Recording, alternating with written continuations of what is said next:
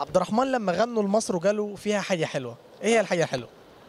البنات. انت اللي حلو وقميصك حلو، انت قمر.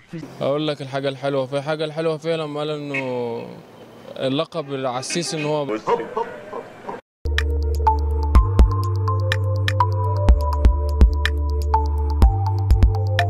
شفتش من نيلها. ايه؟ ما شفتش من نيلها. لا ما بقولكش اكمل الاغنيه. امال ايه؟ بعدين الاغنيه ما فيها حاجه حلوه غير ما شربتش من نيلها دي غير.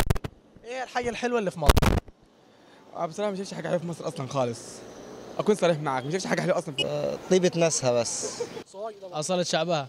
الحاجة الحلوة اللي في مصر مثلا يعني أنا صراحة إنها كلها حاجة حلوة، كلها حاجة حلوة يعني سمسمية ومكسرات وكله يعني. يعني هو تقريبا النيل حلو، الناس حلوة، الشعب حلو تقريبا يعني. والله ما عارف. حاجات كثيرة يعني. ايه؟ مش عارف. اسأل أسامة يعرف حاجات كثيرة أشكر فيها والله. كل الأحداث اللي موجودة حاليا في مصر ولسه الناس عندها أمل إن مصر هتبقى أحلى. لا ولحد دلوقتي احنا ما لقيناهاش والله، بس هي حلوه. الحاجة الحلوة اللي في مصر البنت اللي بحبها. دي احلى حاجه في مصر. اما اللي بحبها هي احلى حاجة في مصر كلها.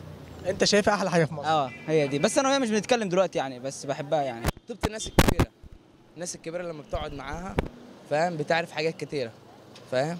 صح. طيبة الصعيد، طيبة مصر، الناس الكبيرة، حاجات كتيرة والله. ما اعرفش، بس يعني ما الواحد ما يقدرش يبعد عنها. بس مهما حصل ومهما شفنا منها ما ينفعش نبعد عنها. اكيد. والله يعني من نظرية كده الأمانة أهم حاجة في مصر. مش اهم حاجه، ايه احلى حاجه؟ أحلى كل حاجة حلوة. انا عايز حاجه واحده. يعني أقول لك أنا كل حاجة حلوة فيها مصر، مصر أم الدنيا يا باشا. ايوه ما انا عارف والله ان هي مصر ام الدنيا. ايه الحاجه الحلوه اللي في مصر؟ إن السيد الرئيس هو عبد الفتاح السيسي رئيسها، ده أحلى حاجة في مصر طبعا. مفيش حاجه في مصر خالص. عارف ايه احلى حاجة في مصر؟ انا والله لحد دلوقتي مش شايف حاجه حلوه فيها صراحه يعني. خالص.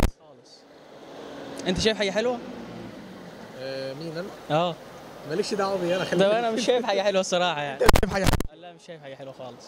مصر ذكرت في القرآن، ادخلوا مصر آمنين إن شاء الله، وهذه تكفي. فهم غنوا بناء على الحاجات دي يعني، بس استكشافات العلماء دلوقتي اكتشفوا حاجات كتير جدا، وبالذات ان انا درست الحاجات دي في الشريعه.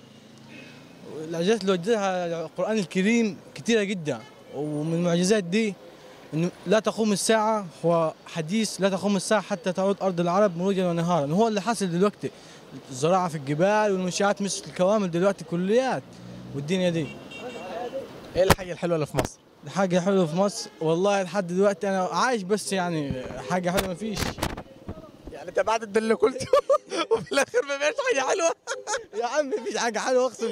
يا عم الأمانة في مصر كل حاجة فيها حلوة، كل حاجة، شوارع، البيوت، الناس، الأسعار، كل حاجة فيها حلوة. كل حاجه في مصر حلوة وجميلة، حلوة وجميلة. مصر ابتدت من عهد السيسي بقت فلة جميلة. الاول كنا ولا حاجة ضايعين ومش لاقيين نفسينا، لكن في عهد الرئيس السيسي كل حاجة بأمانة حلوة الحمد لله. كل حاجة، الأسعار والحاجات كل حاجة متوفرة وجميلة بأمانة. محمد لما غنوا لمصر وقالوا فيها حاجه حلوه، ايه احلى حاجه في مصر؟